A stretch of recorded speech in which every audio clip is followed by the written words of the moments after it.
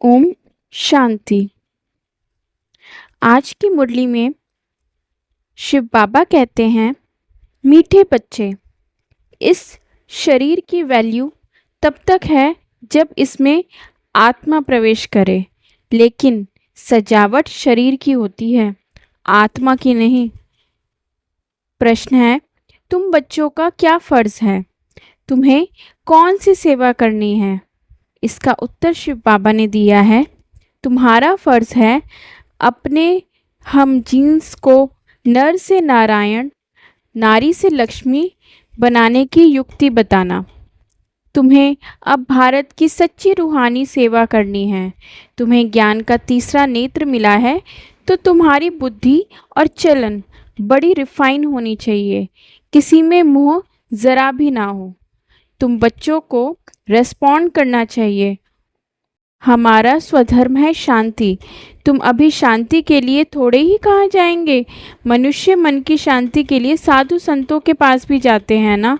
अब मन बुद्धि तो है, आत्मा के ऑर्गन्स, जैसे यह शरीर के ऑर्गन्स है, वैसे मन बुद्धि और चक्षु। अब चक्षु जैसे ये नयन है, वैसे वह नहीं है।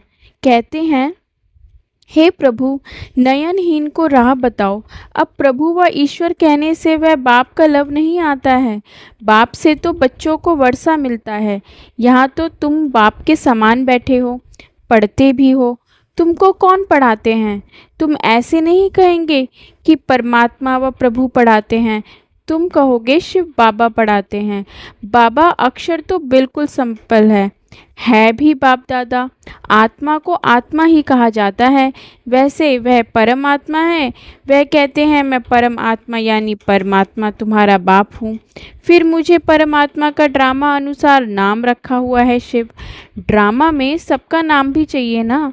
शिव का मंदिर भी है। भक्ति मार्ग वालों ने तो एक के बदले अनेक नाम रख दिए हैं और फिर ढेर के ढेर मंदिर बनाते रहते हैं। चीज़ एक ही है। सोमनाथ का मंदिर कितना बड़ा है, कितना सजाते हैं, महलों आदि की भी कितनी सजावट रखते हैं। आत्मा की तो कोई सजावट ही नहीं है, वैसे परमात्मा की भी सजावट नहीं है, वह तो बिंदी है। बाकी जो भी सजावट है वह शरीरों की है। बाप कहते हैं, ना हमारी सजावट है ना आत्माओं की सजावट है, आत्मा है ही बिंदी। इतनी छोटी बिंदी तो कुछ पार्ट बजा ना सके। वह छोटी सी आत्मा शरीर में प्रवेश करती है तो शरीर की कितने प्रकार की सजावट होती है। मनुष्य के कितने नाम हैं, किंग क्वीन की सजावट कैसे होती है। आत्मा तो सिंपल बिंदी है। अभी तुम बच्चों ने यह भी समझा है, आत्मा ही ज्ञान धारण करती है। बाप कहते हैं, मेरे में भी ज्ञान है ना, शरीर में थोड़े ही ज्ञान होता है। मुझ आत्मा में ज्ञान है, मुझे ये शरीर लेना पड़ता है तुमको सुनाने के लिए। शरीर बिगड़ तो तुम सुन ना सको। अब यह गीत बनाया है, नयनहीन की राह बताओ। क्या शरीर को राह बतानी है? नहीं, आत्मा को आत्मा ही पुकारती है। शरीर तो दो नेत्र हैं, तीन तो हो ना सके। तीसरे नेत्र का यहाँ मस्तक में तिलक भी देते हैं। कोई सिर्फ बिंदी मुआफिक देते हैं, कोई लकीर निकालते हैं। बिंदी तो है आत्मा, बाकी ज्ञान का तीसरा नेत्र मिलता है। आत्मा को पहले ये ज्ञान का तीसरा नेत्र नहीं था। कोई भी मनुष्य मात्र को यह ज्ञान नहीं है, इसलिए ज्ञान नेत्रहीन कहा जाता है। बाकी यह आंखें तो सबको हैं, सारी दुनिया में कोई कोई यह तीसरा नेत्र नहीं है। तुम हो सर्वोत्तम ब्राह्मण कुल के, तुम जानते हो भक्ति मार्ग और ज्ञान मार्ग में कितना फर्क है। तुम रचता और रचना दोनों के आदि मध्य अंत को जानकर चक्रवर्ती राजा बनते हो।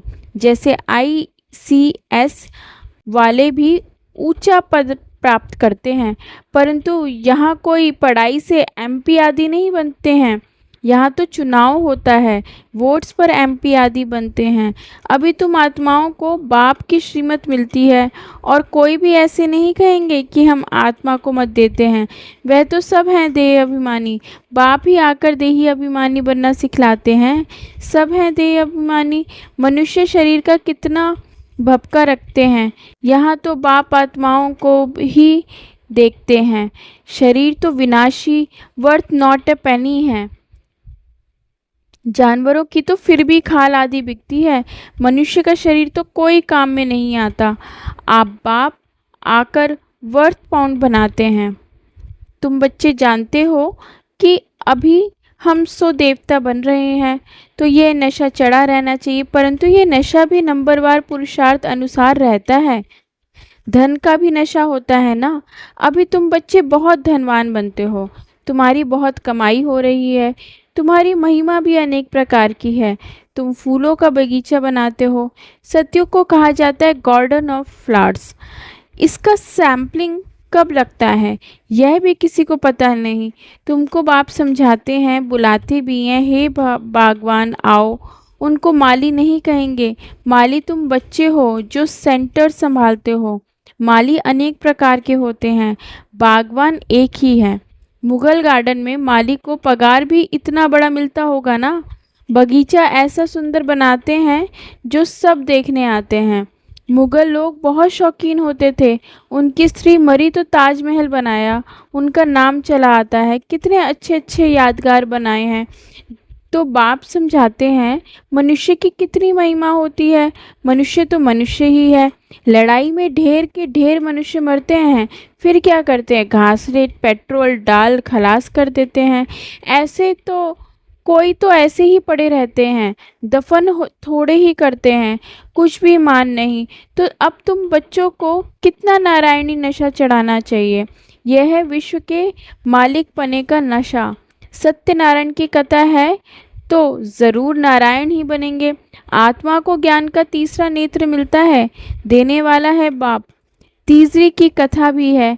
इन सब का अर्थ बाप बैठ समझाते हैं। कथा सुनाने वाले कुछ भी नहीं जानते, अमर कथा भी सुनाते हैं। अब अमरनाथ पर कहाँ दूर दूर जाते हैं, बाप तो यहाँ आकर सुनाते हैं। ऊपर तो सुनाते नहीं हैं, वहाँ थोड़े ही पार्वती को बैठ अमर कथा सुनाई। यह कथाएं आदि जो बनाई हैं यह भी ड्रामा में नूंद है। फिर भी होगा, बाप बैठ तुम बच्चों को भक्ति और ज्ञान का कॉन्ट्रास्ट बताते हैं। अभी तुमको ज्ञान का तीसरा नेत्र मिला है, कहते हैं ना, हे प्रभु अंधों को राह बताओ। भक्ति मार्ग में पुकारते हैं, बाप आकर तीसरा नेत्र देते हैं, जिसका कोई को पता नहीं है सिवाय तुम्हारे। ज्ञान का तीसरा नेत्र नहीं है तो कहेंगे चूचा धुंधकारी। आंखें भी कोई को कैसी होती है ना। कोई की बहुत शोभावान आगे होती हैं, फिर उस पर इनाम भी मिलता है, फिर नाम रखते हैं मिस इंडिया, मिस फलानी। तुम बच्चों को अब बाप क्या से क्या बनाते हैं, वहाँ तो नेचुरल ब्यूटी रहती है। श्री कृष्ण की इतनी महिमा क्यों है, क्योंकि सबसे जास्ती ब्यूटीफुल बनते हैं। नंबर 1 में कर्मातीत अवस्था को पाते हैं, इसलिए नंबर 1 में गायन है। यह भी बाप बैठ समझाते हैं। बाप बार बार कहते हैं बच्चे मन भना भव। हे आत्माएं अपने बाप को याद करो। बच्चों में भी नंबरवार है तो है ना। लौकिक बाप को तो समझो 5 बच्चे हैं, उनमें जो बहुत सयाना होगा उनको नंबर 1 रखेंगे। माला का दाना हुआ ना, कहेंगे यह दूसरा नंबर है, ये तीसरा नंबर है। एक जैसे कभी नहीं होते हैं। बाप का प्यार भी नंबरवार होता है। वह है हद की बात और यह है बेहद की बात। जिन बच्चों को ज्ञान का तीसरा नेत्र मिला है उनकी बुद्धि और चलन आदि बड़ी फाइन होती है। एक किंग ऑफ फ्लावर होता है तो यह ब्रह्मा और सरस्वती किंग क्वीन फ्लावर ठहरे। ज्ञान और याद दोनों में तीखे हैं। तुम जानते हो हम देवता बनते हैं, मुख्य 8 रत्न बनते हैं। पहले पहले है फूल, फिर युगल, दाना, ब्रह्मा, सरस्वती। माला सिमरते हैं ना, वास्तव में तुम्हारा पूजन नहीं है, सिमरन है। तुम्हारे ऊपर फूल नहीं चढ़ सकते हैं। फूल तब चढ़े जब शरीर भी पवित्र हो। यहाँ कोई का भी शरीर पवित्र नहीं है, सब विष से पैदा होते हैं, इसलिए विकारी कहा जाता है। इन लक्ष्मी नारायण को कहते ही है संपूर्ण निर्विकारी। बच्चे तो पैदा होते होंगे ना, ऐसे तो नहीं कोई ट्यूब से बच्चा पैदा हो जाएगा। यह भी सब समझने की बात है। तुम बच्चों को यहाँ 7 रोज़ भट्टी में बिठाया जाता है। भट्टी में ईंटें कोई तो पूरी पक जाती हैं, कोई कच्ची रह जाती हैं। भट्टी का मिसाल देते हैं। अब ईंट की भट्टी का थोड़े ही शास्त्रों में वर्णन हो सकता है। फिर उसमें बिल्ली की भी बात है। गुल बकावली की कहानी में भी बिल्ली का नाम दिखाया गया है। दीपक को बुझा देती थी। तुम्हारा भी यही हाल होता है ना? माया बिल्ली विघ्न डाल देती है, तुम्हारी अवस्था को ही गिरा देती है। देह अभिमान है पहला नंबर, फिर और विकार आते हैं। मोह भी बहुत होता है। बच्ची कहे, मैं भारत को स्वर्ग बनाने की रूहानी सेवा करूंगी। मोहवश माँ बाप कहते हैं हम अलाउ नहीं करेंगे। यह भी कितना मोह है। तुम्हें मुंह की बिल्ली या बिल्ला नहीं बनना है, तुमको एम ऑब्जेक्ट की तरह रहना है। बाप आकर मनुष्य से देवता, नर से नारायण बनाते हैं। तुम्हारा भी फर्ज है अपने हम जिन्स की सेवा करना, भारत की सर्विस करना। तुम जानते हो हम क्या थे और क्या बन गए हैं। अब फिर पुरुषार्थ करो राजाओं का राजा बनने के लिए। तुम जानते हो हम अपना राज्य स्थापन करते हैं। कोई तकलीफ की बात नहीं। विनाश के लिए भी ड्रामा की युक्ति रची हुई है। आगे भी मूसलों से लड़ाई लगी थी, अब तुम्हारी पूरी तैयारी हो जाएगी, सब फूल बन जाएंगे, तब विनाश होगा। कोई किंग ऑफर फ्लावर है, कोई गुलाब, कोई मोतिया है। हर एक अपने को अच्छी रीति समझ सकते हैं कि हम एक हैं, वह फूल हैं। बहुत हैं जिनको ज्ञान की कुछ धारणा नहीं होती। नंबर वॉर तो बनेंगे ना, या तो बिल्कुल हाईएस्ट या तो बिल्कुल लोएस्ट। राजधानी यहाँ की नहीं बनती है। शास्त्रों में तो दिखाया है पांडव गल मरे, फिर क्या हुआ कुछ भी पता नहीं। कथाएं तो बहुत बनाई हैं, ऐसी कोई बात नहीं। अभी तुम बच्चे कितने स्वच्छ बुद्धि बनते हो। बाबा तुमको बहुत प्रकार से समझाते रहते हैं।